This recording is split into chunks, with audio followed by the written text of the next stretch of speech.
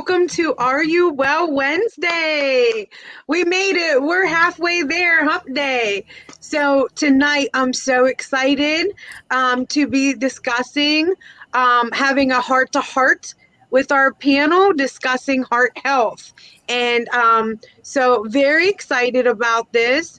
We're going to have a lot of information on here and I'm so excited. So without any further ado, I would like to introduce, I'm going to have them introduce themselves there, but we'll start off with our Miss Mai Tai. Go ahead, Miss Mai. Hi, everybody. My name is Mai, and I'm on vacation right now. I'm in Washington, and I'm here to learn more about heart health, and I got my water. And next, Mr. Jeff. Thanks, Mai and Heidi, so much. I'm really humbled to be on your show again. So yes, I'm Jeff Berger. I am known as the Holistic Wellness Gladiator. I am a certified health and integrative wellness coach. And just 2 weeks ago, I became certified as a holistic mental wellness coach. And with a focus on the microbiome, which is the gut, brain, heart, access health. And I'm really excited about the future in educating people about good health, as we all are on this panel. Thanks. That is so awesome. Thank you guys so much for joining. And Jeff, thank you we welcome you back here. It's always exciting, and the knowledge that you bring, we love. So greatly appreciated. So without any further ado, and our big guy there, our big brother, he is out, Mr. Courtney, but he is in the audience there. So we want to start us. Oh, good. Christina. Hey, we're going to have you. Are you in the car? I am not. I swapped days around. I was like, we are switching days around, kiddo, so that I can be on these wonderful calls every Wednesday at 4 instead of in jiu-jitsu with no internet at all. Okay, well, we'll bring now Christina just come in. Christina, would you like to introduce yourself? Yes. My name is Christina Lombardo. I'm a certified holistic nutritionist, and I work on 4 pillars of health. I love the conversation of heart health because stress management is so huge with heart health. And so stress management, diet, nutrition, and fitness are all extremely important. And yeah, I'm just super passionate about this. I love these calls. I love these conversations. So I'm happy to be here. Thank you.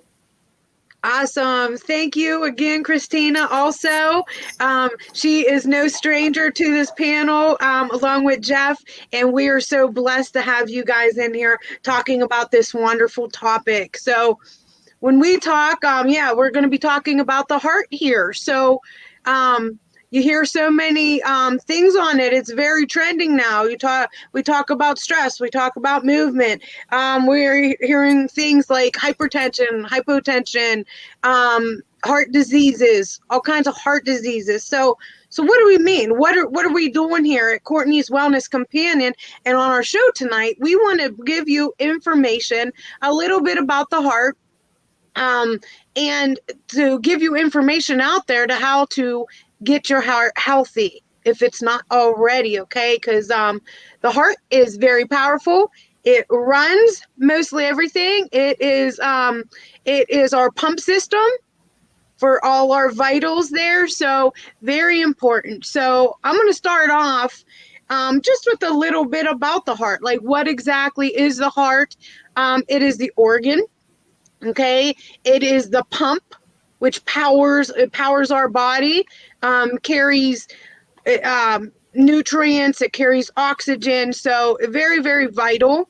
It is located in the center of our chest, in between our lungs, centered a little bit more to the left. So it is about the size, if you close your clench your fist, and weighs about 300 grams. So now that we know a little bit about where the heart is located and stuff, so what does the heart do? Anybody want to jump in anytime? Jeff here, I love how you say about the heart is connected and how it coincides with the mind. And I know you got to leave a little bit earlier tonight. So if you want to hit on that a little bit, that would be wonderful. Sure, no problem, Heidi. Yes, so the heart is part of the microbiome, and I'm all about the gut, brain, heart access health. And just to give you a perspective in regards to this, each of these brains talk to each other. So let me just give you an idea here. So we start with the head, which is really the thinking brain. So think about this. Thinking brain is logical, analytical, rational, theoretical. Then we've got the gut, which is the sensing brain, instinct, intuition, learning from within, internal judgment. But then we have the heart, which is the feeling brain, emotional, artistic, passionate, visionary. So all of these brains work together. The heart talks to the brain up here, and the heart talks to the gut. So there's that neurotransmission. There's 40,000 neurons in the heart that actually talk to the brain, and they actually communicate with each other, and they send signals in regards to different responses that you're having from a physical and a mental perspective. And the science is out there. It's really very unique these days. They're doing clinical studies, and their research is now being published in medical and scientific journals. And there's really new science coming out. There's more science to happen. And I'm sure, you all can agree with that, because it's evolving.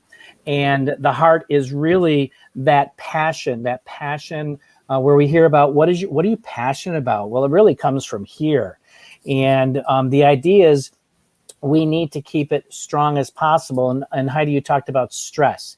Stress is the number one killer, whether it's financial stress or work stress or family stress or just your own stress from environmental issues. Something that needs to be looked at. And this is what we're going to be talking about, is how can we manage that, and what can we do different to reduce the stress and anxiety that we are dealing with, which impact and actually damage the heart.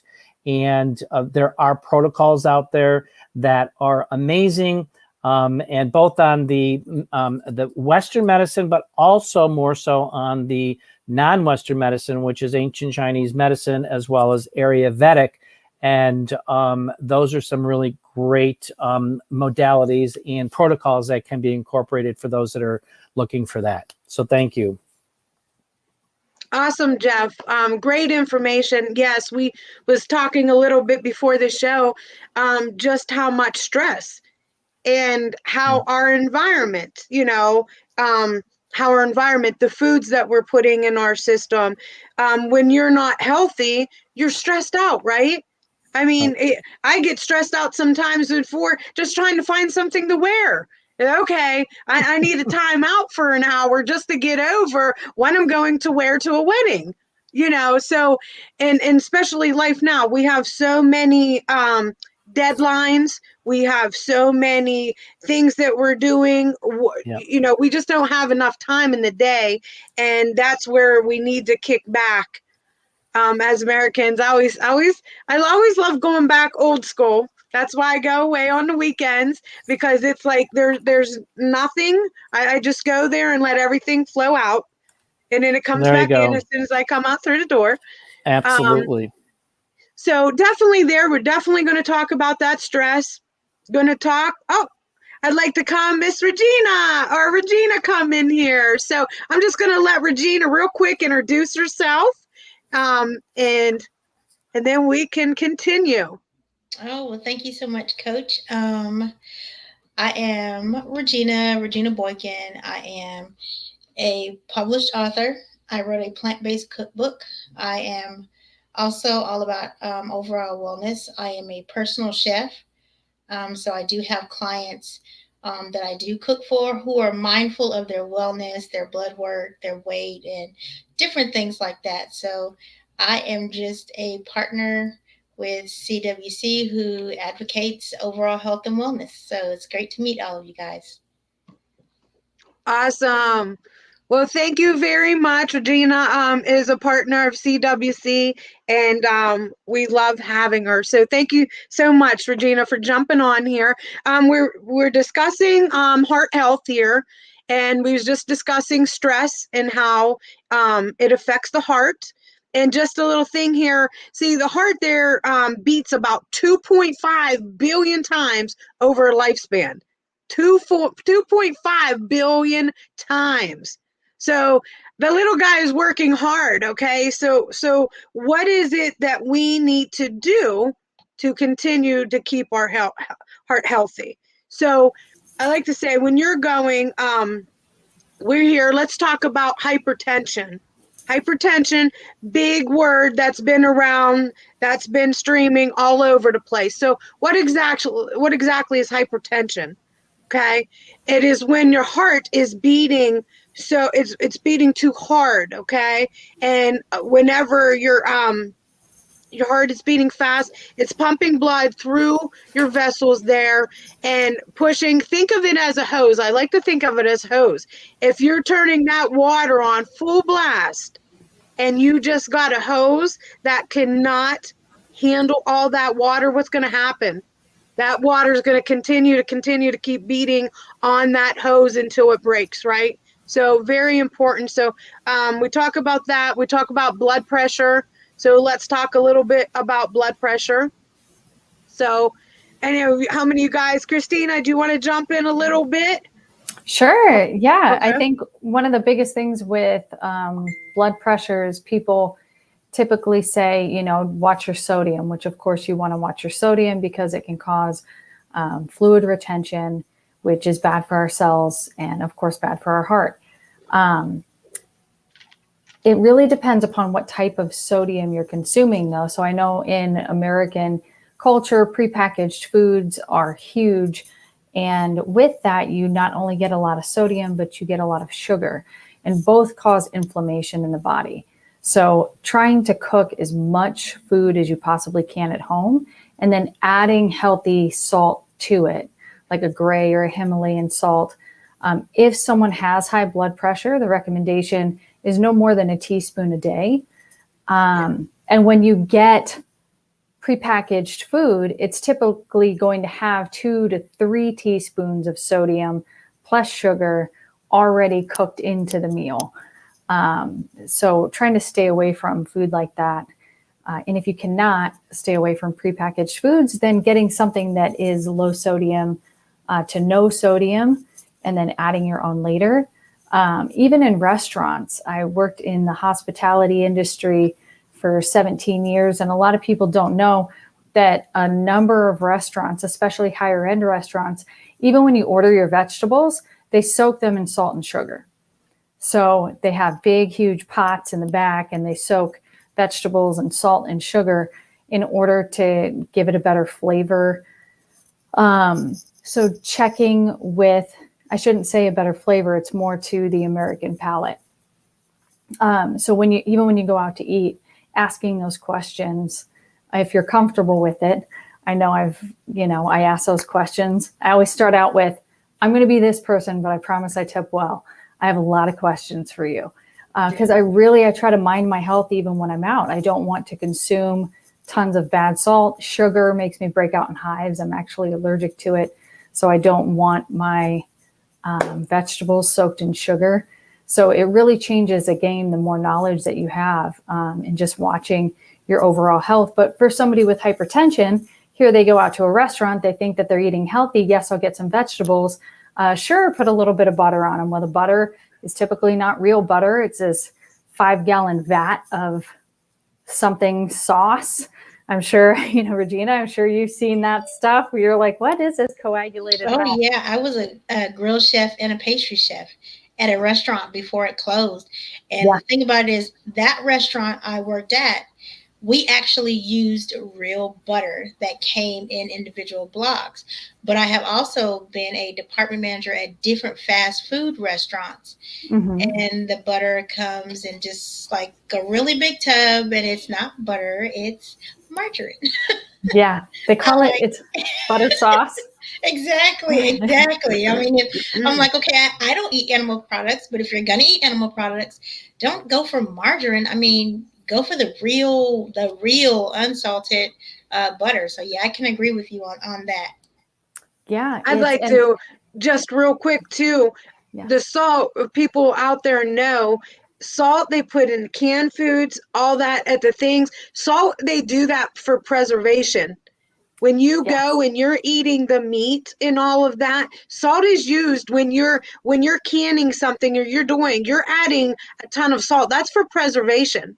So know that whenever you got these restaurants, when that they have bulk upon bulk upon bulk of foods that they're not just preparing or going to pick right then and there. They're getting these off the trucks that are sitting there, not grossing people out, but are sitting there for a while. So they do, in order to keep your vegetable fresh, what do? You put them in salt water. Mm-hmm. So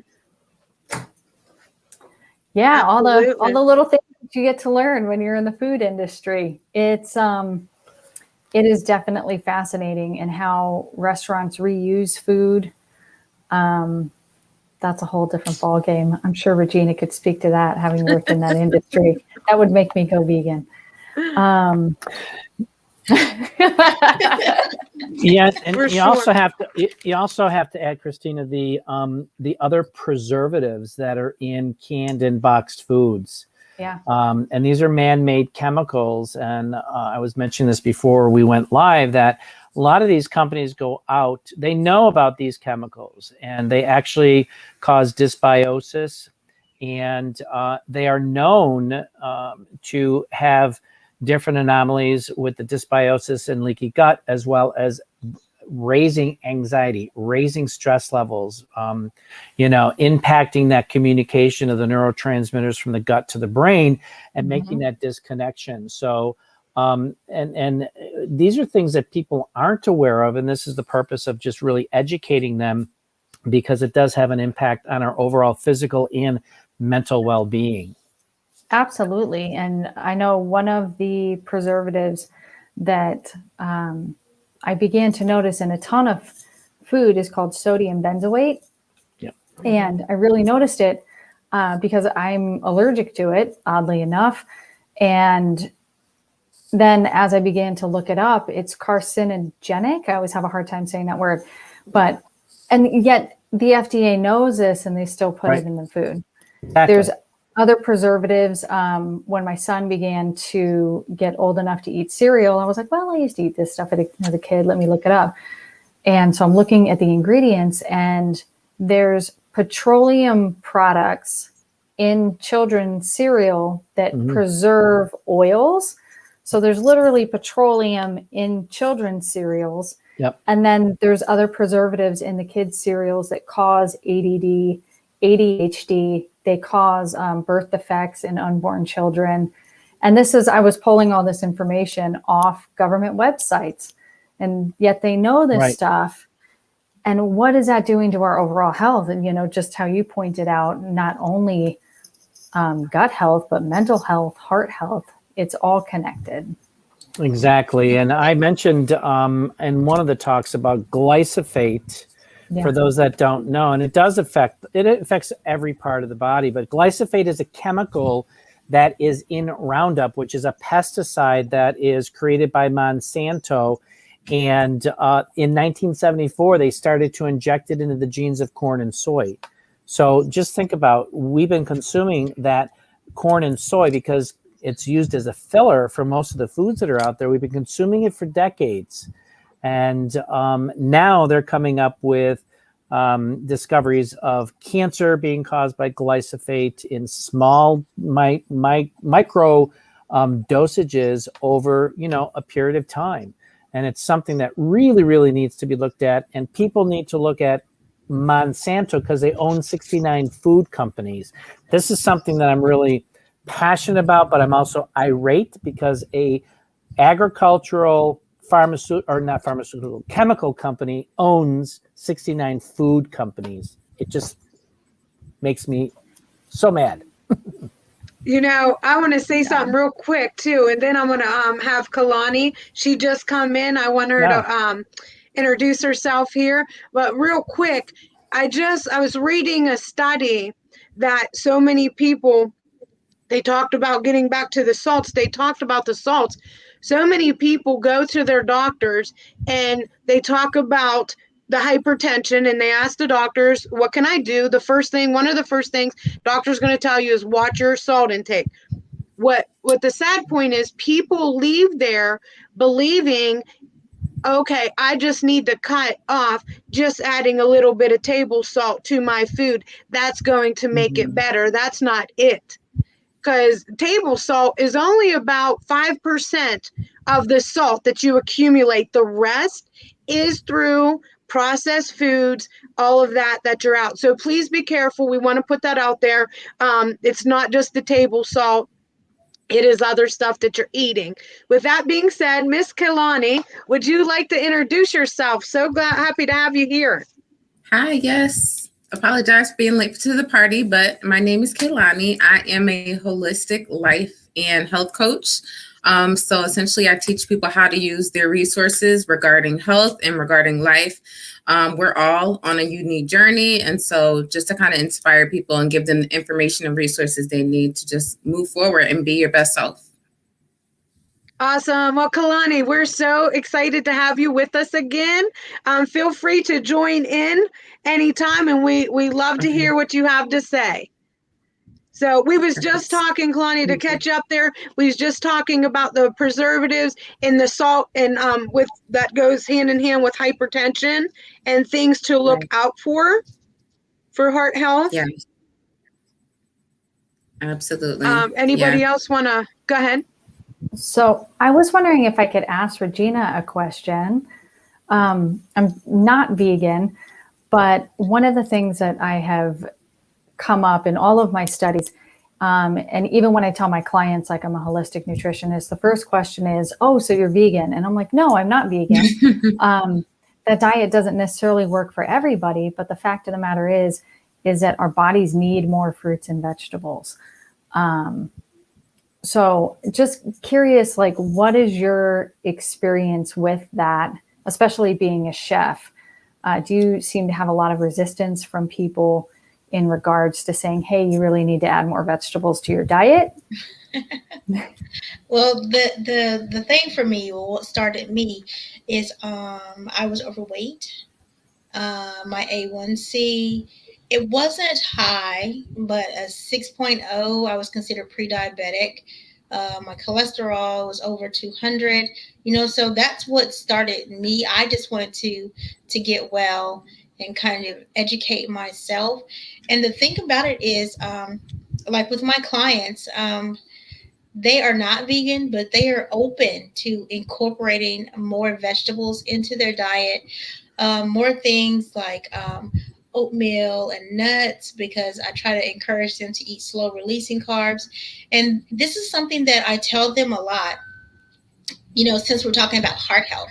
I'm like, okay, if you have issues with blood pressure, I was just like, think of it as a whole, and then you have all this stuff that's trying to build up. I said, but that plant fiber is going to come in and break that stuff away, allowing the blood to flow, and your heart doesn't have to work so hard just to get the blood flowing. So once I tell them that, they kind of get like an aha moment. Like, really? Like, I have the potential to come off of this blood pressure medication if I just incorporate more fruits and vegetables. And I'm like, yeah. And I tell them, with the fruits, don't lean towards peaches and plums and nectarines and pineapple, like the sweeter fruits. Do strawberries, blueberries, blackberries, raspberries. Do, your berries. Do your superfood, which is, your blueberries and your kale and your spinach. Those are the things that your body needs. You can't just sit here and have meat, just, meat or cheese all the time. I try to tell them to make sure that their plate is balanced.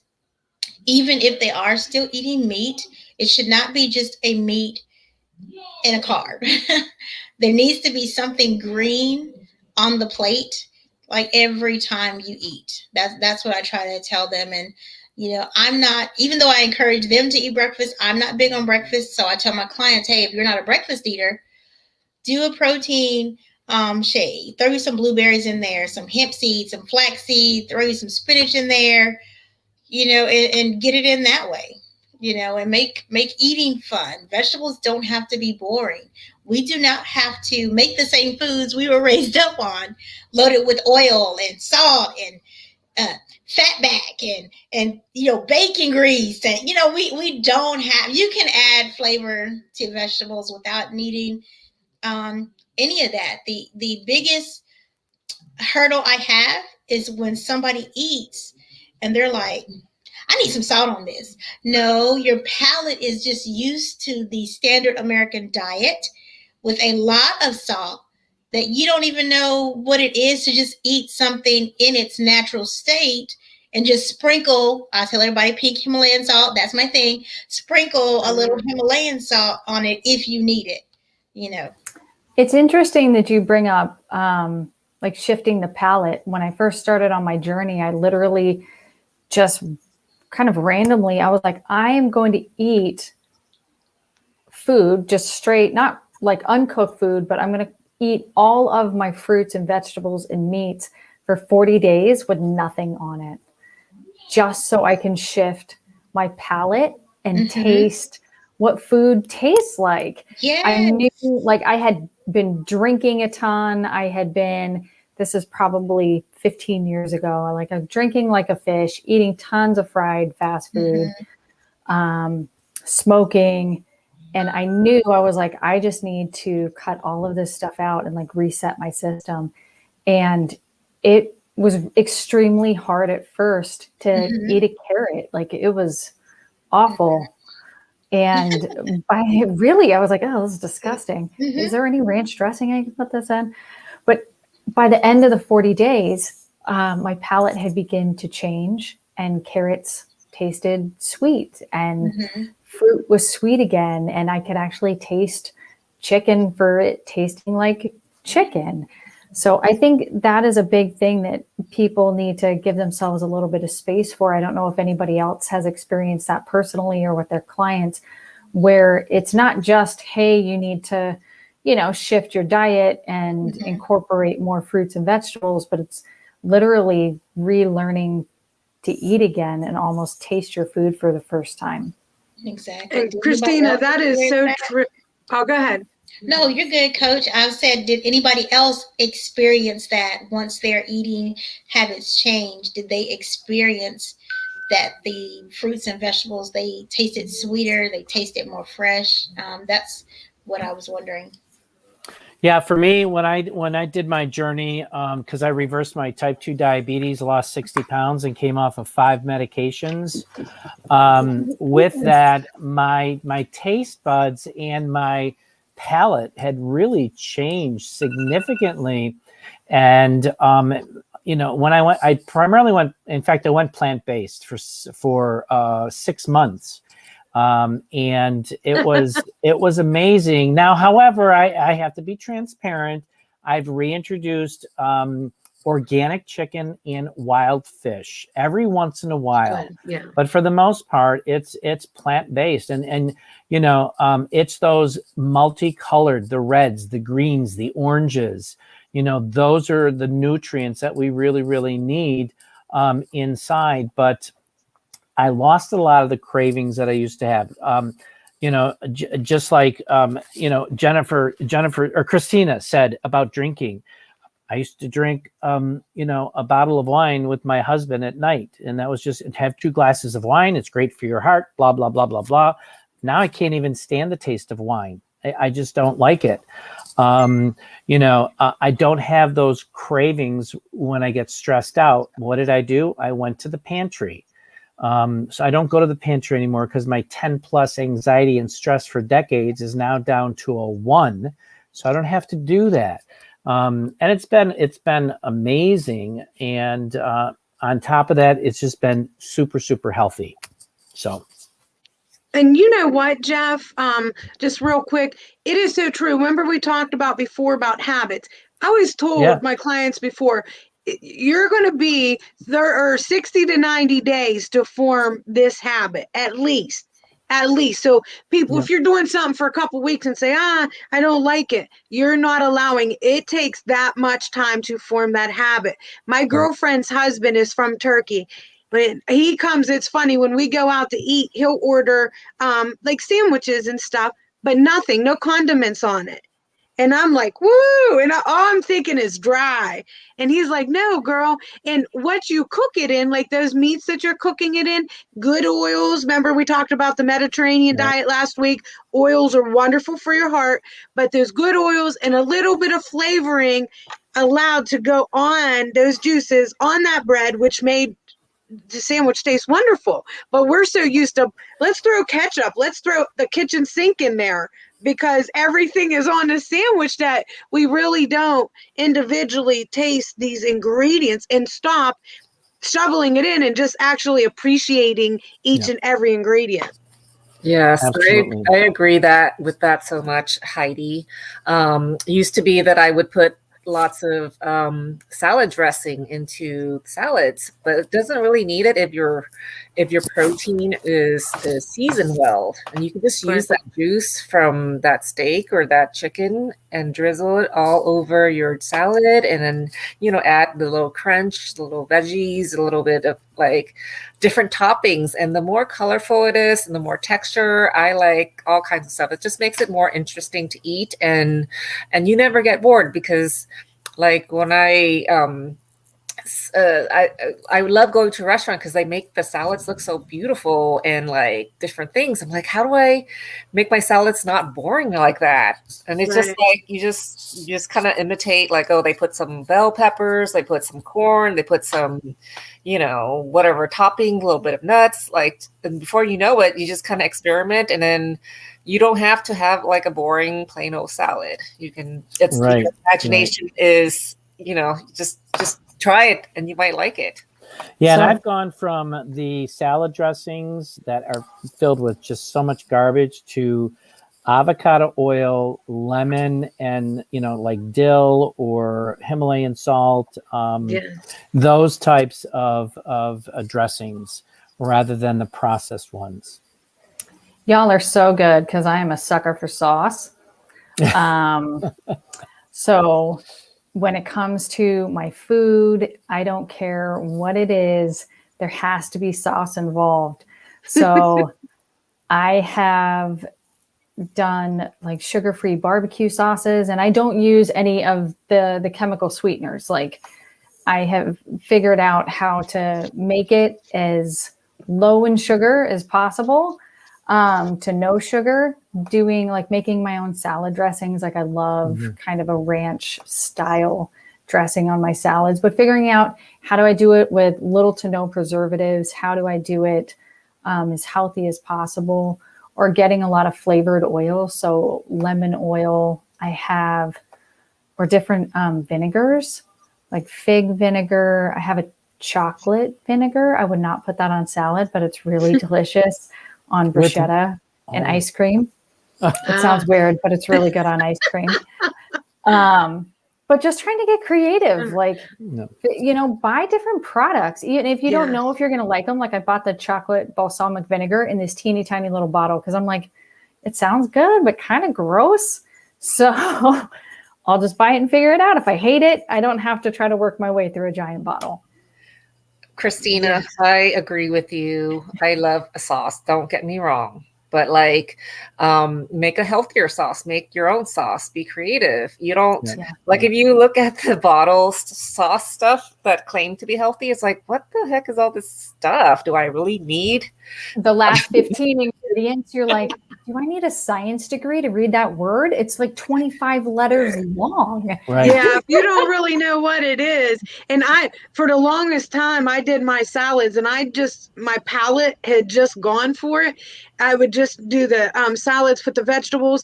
I'd pour my extra virgin olive oil or the avocado oil, apple cider vinegar, and I would put a little sprinkle of Parmesan cheese and just mix it. And it was like, wow. I was like, oh, and people were looking at me like, oh, like, where's your 4 pounds of ranch dressing? Yeah, and I'm like, oh no, this is good. And I'm like, as I'm eating it, I'm sitting there like, oh, I'm making my heart so healthy. My veins, or my skin and stuff is gonna love this oil and everything. So when you think about what's going in, as you're putting it in, think about what it is helping. What organs is it helping? What are you benefiting from this food that you're eating? And when you start putting that, like, instead of just, oh, I'm gonna wolf down this burger, and then afterward you're like, oh my God, I hate myself. Like, start mentally, because a lot of stuff is mental, right? Like, we think what we put in there. Start looking and I challenge anybody out there to start eating. And as you're eating it, I want you to talk to yourself and say, what is this benefiting? What part of my body is this benefiting? Yes, because Heidi, as I always say, being the gut guy, hashtag poop matters. Yes. Right? 100%. Kaylani, you've been very quiet. Would you like to discuss any of this here? Yeah, I'll jump in. I'm with Christina. I need some kind of sauce, and anything with aioli on the end, I'm all for it. I will try it. I'll put it on everything. But yeah, that's definitely a conversation that comes up a lot with my clients. Having that conversation about the hidden calories and sugars that are in condiments. People don't even think about those things, honestly. They just look at it as something as a part of their meal or a part of whatever they're eating. And the first time that it really stuck to me that my eating habits had completely changed, a few years ago, I actually visited some family and we went to a Chinese buffet. And we all know what happens at a Chinese buffet. You get down, you get a little bit of everything. And I happened to just be eating and someone's like, "Are you vegan?" And I'm like, "No, what would make you say that?" And they like kind of looked at my plate and I had a huge salad and nothing but fruit around my plate. And to me, I didn't think twice about it, but it's just what my body craved. So I literally just gave my body what it craved. And so that's when I realized, okay, this is something that's real. This is something that I'm sticking with. And other people are also noticing this. So I love debunking the misconception that you have to be vegan in order, to be healthy. Like, it's okay to have a balanced diet. But majority of my diet is plant-based. And I think it makes a major difference in your health, how you function, how you think. It's just a way of life at this point. And my clients find it pretty ironic that I say, even the meat that you do eat, you season it with plants. So if you kind of look at it that way, right. Go to the source. Why not just go to the source? So I love that. Right? It makes perfect sense. So definitely. Absolutely. That is so true. So we can all here agree that in trying different things, that's why we have two wonderful cooks and probably more on here, two wonderful cooks from CWC that bring every week, they bring to the table something different, something new. Try it. Step outside the box. I ate things that I was like, oh no, never in a million years. And I'm like, oh, that's pretty good. I'm going to have to bring something new in and kick something else out. Right. When you're giving a little kid new toys and you're like, I'm going to buy this for you. We're going to try this, but you have to get rid of something. I'm so happy that you said that. Yeah, I'm so happy you said that because that's another thing that comes up. I'll ask people, okay, well, do you eat this or do you eat that? And after you ask them certain things and they say so many no's, I go back and I say, have you tried this? Have you tried that? And the answer is always no. So I'm like, how would you know what you like if you haven't even tried it? And not only have you tried it, but if you tried it one way, have you tried it steamed? Have you tried it sauteed? Have you tried it broiled, roasted? There are so many different cooking methods that make a difference in your food and preserving the nutritional value of it. So absolutely. So go ahead, Jeff. Did you have something else you wanted to add? Yeah. So we're talking about seasoning your dressings with plants.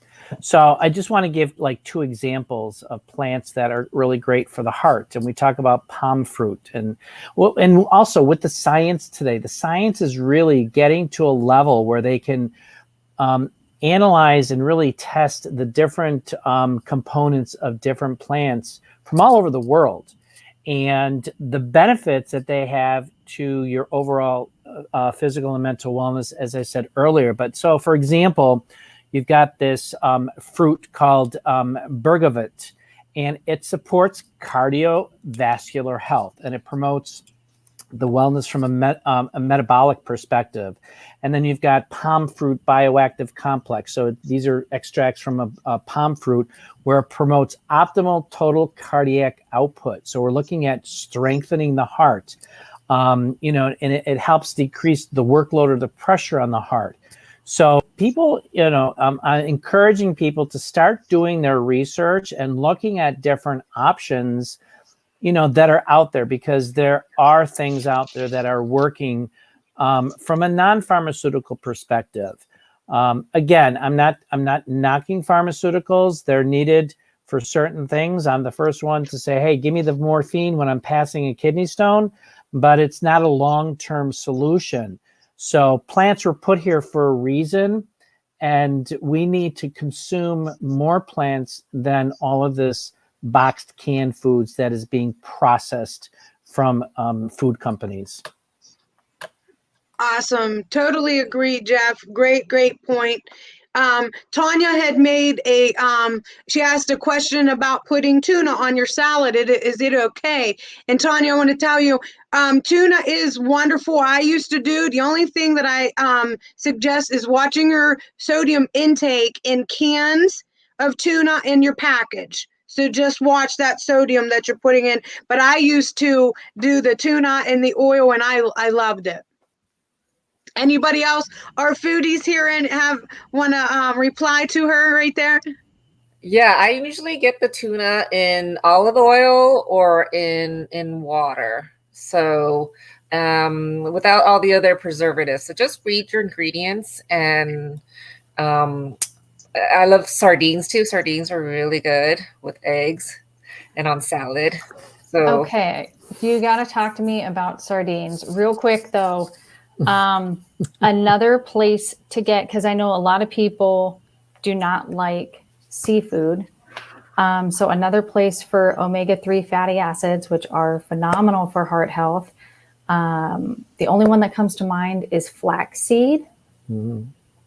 So can anybody think of another non-fish? Chia seeds. Chia seeds is good. Yeah. Okay. Talk to us about sardines, because sardines are so healthy.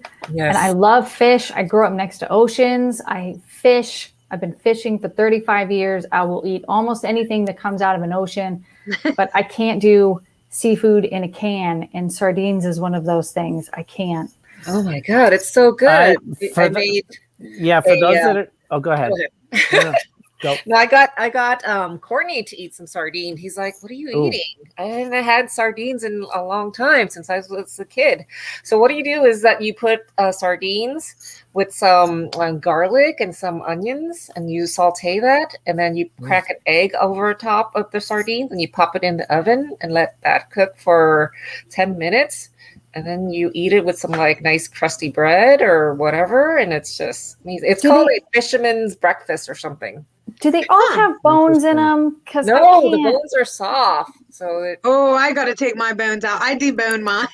Oh no, you eat the bones. Those are like the calcium. It's the good stuff. I know. It gets all soft. It's so good. Okay, so if I will promise I will try it. Christina, you like sauce, so you might want to get the mustard sardines. Yeah. Oh. Yeah, I get my husband the ones in hot sauce and the ones in mustard. Yeah. Okay. I did not know. They have different flavors. Lots of options. But just watch the preservatives and what the ingredients. Yeah, and if you do get mustard on it yourself. That works. If you do get canned stuff, you can take it out and make sure rinse it really good. Because again, in order for that to be preserved, there's going to be tons of sodium in anything canned or packaged like that. So again, just rinse it, run it under the water. That's what I do. Yeah, and by rinsing it, you're eliminating half of the sodium that's in the can. You're right. Underwater. Awesome. Yeah, you're eliminating half of that soda. I try to tell my clients that when they're in the store and they're shopping, get fresh vegetables. If not, get frozen. If you really have to get canned according to your budget, if you can't find anything, no salt or low sodium, just get whatever brand that's within your budget. And you, like Heidi said, if you rinse it for 20 or 30 seconds under cold running water, you're eliminating half the sodium in that can. Okay.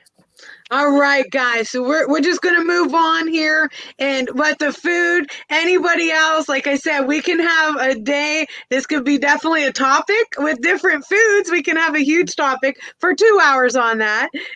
So, and but one thing I want to get to is people with salt. Just know out there too, salt and chloride is very, very vital minerals that you need in your body. Just making sure, like Christine said, you want to average about a teaspoon. That is what they say is a healthy amount there. So so what else here? We talked about the food that we take in. So let's talk about environmental, about stress, all these things. So we know, as we just talked here, food is a huge part. So let's talk about environmental. Are you a smoker? Are you drinking a lot of alcohol? So let's discuss this here. How important is that? When we talk about smoking, some people, I got a girlfriend that she'd rather cut her leg off than give up her smokes. So let's talk about how that a little bit. Smoke there restricts. If anybody had surgeries and they said you're going to have to stop smoking or you're not going to heal properly. Reason being, what does it do? It shrinks our blood vessels, right? So what happens when all those blood vessels and stuff shrink? And that pump that we have, which is our heart, is pumping that stuff, the blood with all the nutrients, the oxygen through there, and that's smaller. So we just added more water right to our hose, and we put a smaller hose onto it. I wish my brother was watching this, because he's had heart surgery, he's had angiograms, and he's still smoking. He just can't give it up. However, right. I will give him the benefit. He's 29 years NAAA clean, so he's got a habit, but we're trying to break him of that. But you're absolutely true. Smoking, that was the big thing back in the 40s and the 50s, but they're all dying of cancer now. So environmental, absolutely environmental stress. It plays on the heart. Stress wears out the heart, destroys it. So right. And the heart connects. When we talk, that heart is pumping to all the vital organs, right? So if there's alcoholism or something, so we're damaging our liver or we're damaging other organs. Well, if that organ is not corresponding with that heart correctly, that also puts strain on heart. Yep. So it all comes back to our main pump that is pumping everything through to these vital organs. Yep. So anybody want to elaborate or hit on that a little bit? So I saw an ad on YouTube that it's a very attractive gentleman pushing his fitness plans, which is great for him. I think he's doing very well. But he starts out that you do not need to do cardio in order to lose weight. And I just had to stop for a second and I paused the ad and I thought, no, like, why? No, everything that we do does not have to be to lose weight. We do things to be healthy, and cardio, if we're walking, hiking, biking, swimming, running, pick something. But those things are good for our lungs and our heart, for our veins, for our overall health, mental stress. I mean, you want to talk about something that you can do to relieve stress, get some extra oxygen in your system. So some of these things that people say, it plays more to the ego, like, oh, well, you don't need to do this to lose weight. Just take these pills, drink this shake, and eat a half a meal a day. Yes, you'll absolutely lose weight, but we don't do all of these things just to lose weight. There's overall health and wellness that is I kind of lost my train of thought, but Christine, there's more important things than losing weight. We do cardio for an overall benefit. Think of it like this, and this is what I used to tell people all the time. You have a sink, right? You have the water that trickles through that cleans out those pipes, right? So you got a little bit of food that gets in those pipes. If it just continues to just dribble down, it won't clean those pipes out. It won't move that food, right? same thing. If we do not get our blood pumping and have some cardio every once in a while, where we get that rush, where that blood is really pumping through to clean those out, that's when our arteries start to build up and harden. So that there, I always like to put analogies there, but sometimes people don't, that, but if you only leave that drain dripping and trickling, then it's going to build up. Right. Right. And speaking of analogies, one that I always love to use, because people tend to unfortunately value it more than they can their own lives, but a car. Look at your heart as your engine. That's what keeps everything going. Once that's done, you can't get a new car. You can get a new heart, but why put yourself in a position where you even have to stress yourself, your family members, your loved ones, to even, have to go through that. And when it comes to the heart, a lot of people don't look at it as a muscle. Your heart is a muscle. And the whole point of doing cardio is to work your heart. Your heart is what's pumping the blood and oxygen throughout your body. It's keeping you alive. It's keeping you moving. And sometimes I'll get a little pushback on, I'm too tired. Well, if you actually start to create this habit, you'll actually build the momentum. Your heart is not used to working so hard. And that's a lot of the reason why people are so tired. But once you get that going, you can just keep it, you keep it going. You get a burst of energy. You have a new zest for life. So I always like to use a car analogy, especially as far as food. What kind of gas are you putting in your car? It's the same thing as you're going to use food as your energy and your fuel to keep you going. So you just have to be mindful of that, and just how important is your health to you. And you talk about the heart being a muscle, and this I learned when I got my certification as a holistic mental wellness coach, is that the heart. So you talked about transplant, and the heart remembers. It has its own brain, and when people get heart transplants, sometimes they acquire the characteristics of that other human being from their own heart. And some of the characteristics are such as feelings, memories, and personalities. Those are the three top things that people kind of acquire from a heart transplant. So I thought that was very, very interesting. Another thing that's interesting about the heart is it's the only organ in the body that doesn't have a filter. So I always like to say your mind and your brain are connected. And in some ways, your mouth becomes your filter for your heart. So a lot of the times you can kind of determine who a person is, how they live their life, and how they see life just based on how they speak. Because out of the abundance of the heart, the mouth speaks. So emotional health is something that I believe has the greatest impact on everything that we do. So if you can get that in order, everything else will fall in line. One thing to talking about health and wellness, and Heidi brought it up in the very beginning, that we get so overloaded and so stressed out. One of the things that I've had to learn for myself, because about 2 years ago, I had a super stressful situation. I was sitting in my doctor's office, and she's like, you're literally going to give yourself a heart attack. Like, you have to learn to say no and manage your stress levels. And so learning to say no is huge. Mm-hmm. Like, we have to say yes to things that are going to have our higher interest in mind, things that are going to feed us. And, it sounds, I've had one person say to me, like, well, that sounds selfish. Well, it kind of is. We need to be selfish sometimes with our health and our wellness. And if things are draining us, causing us undue stress, whatever it is, if you can't sleep at night because you're stressed out, or you're staying up too late trying to catch up on things you needed to do, but you said yes to so many other people. I was laughing, we've all been there. You're like, why am I doing laundry at midnight? I probably shouldn't be. I should have said no to those other people. And of course, things come up, and we help our friends, we help our family, of course. But really saying yes to the things that are the most beneficial for ourselves and our families, and just learning to say no when things don't fit it's imperative.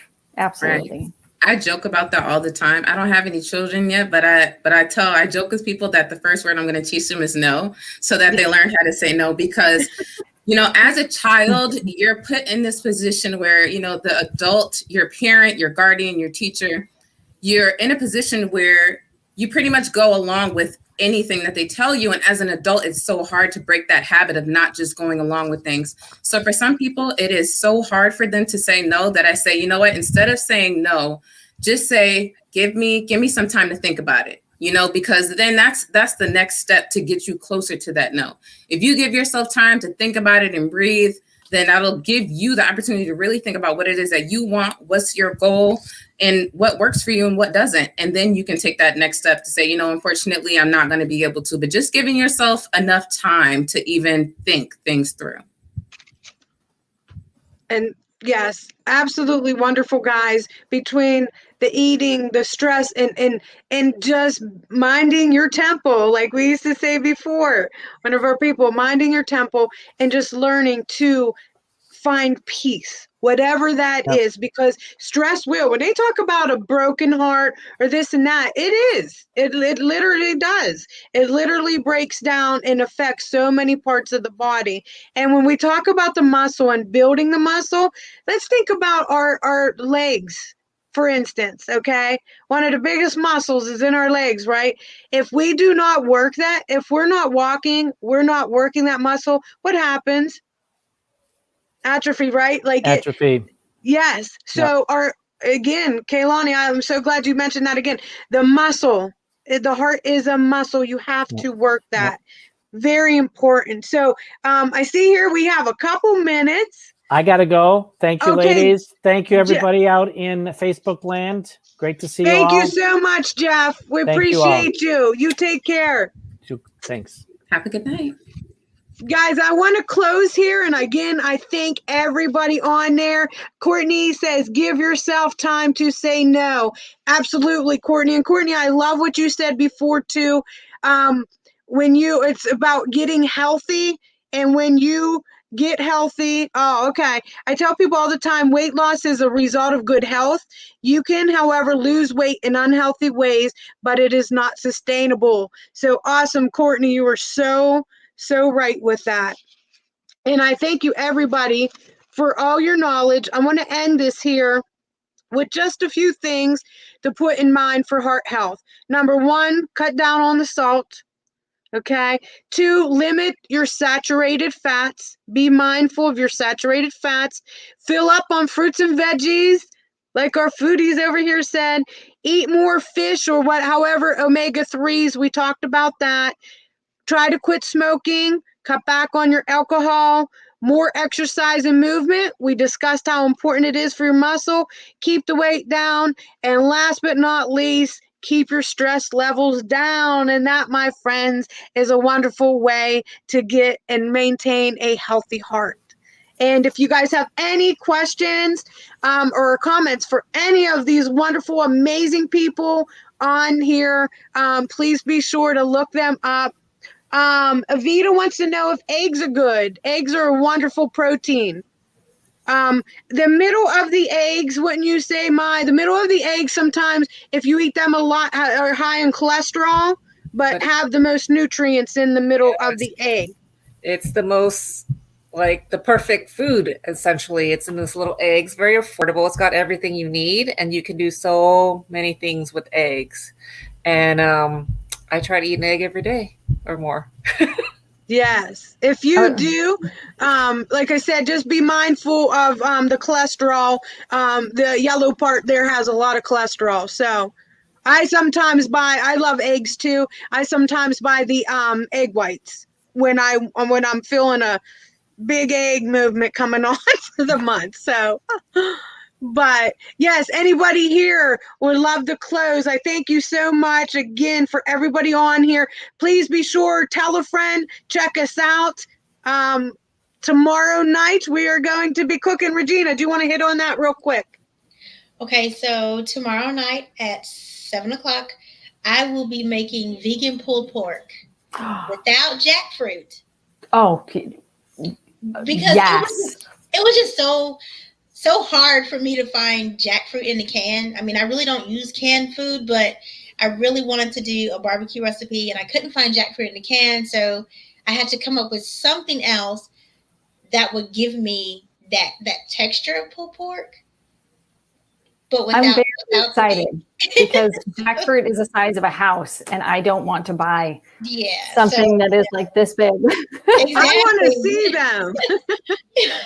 Regina, tell us what it is.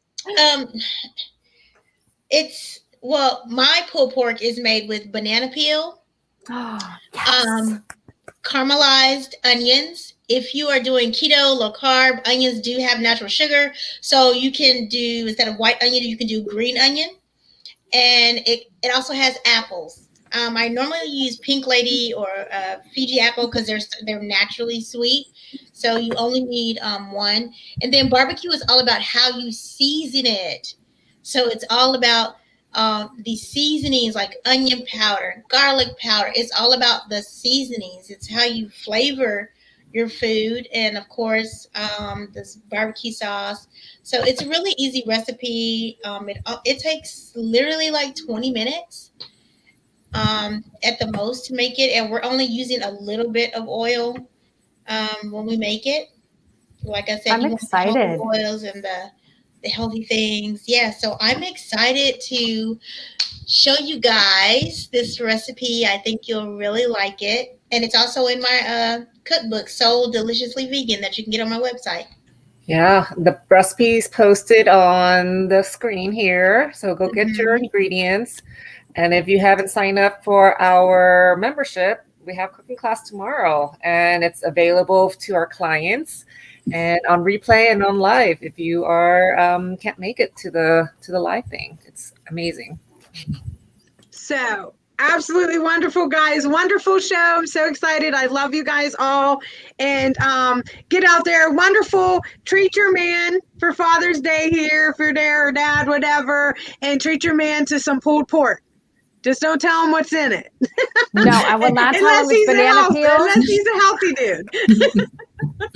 So have a wonderful evening. And Courtney here just put on there too, 50% off if you join by Friday. So if you have any of our clients and stuff, family, friends, up until Friday evening, we were doing a special that is 50% off your membership.